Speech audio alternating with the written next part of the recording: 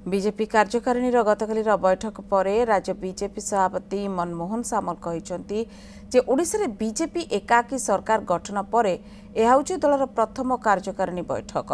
राष्ट्रीय अध्यक्ष मध्य राज्य बीजेपी कार्यकर्ता काम संतोष प्रकाश करथिबा कहिसंती मनमोहन।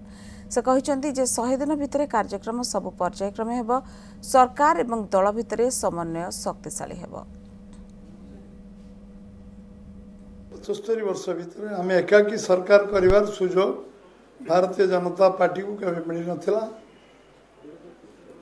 21 रु 20 सांसद जितवा लोकसभा ये मध्य प्रथम। गथर 8टी आम जितलु।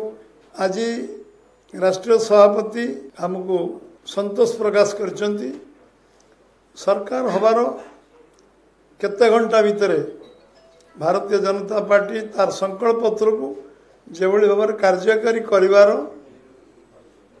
कमिटमेंट प्रतिबद्धता देखी आमे चारि द्वार खोलिवार जो संकल्प पत्र करिथिलु एवं आमे 500 कोटी रिवॉल्विंग फंड जगन्नाथ कौन से अर्थर अभाव रही व्यवस्था 31 धान क्विंटाल आम कही कार्यकारी करने निष्पत्ति ओथ नबार घंटे भितर सुभद्रा योजना बाबद निष्पत्ति ये को कार्यकारी करवा 6 घंटा भितर आम चारिद्वार खोलिबा पूरा मंत्रिमंडल पुरी रे राति रहणी करी ओथ टेकिंग पर कैबिनेट डिसीजन पर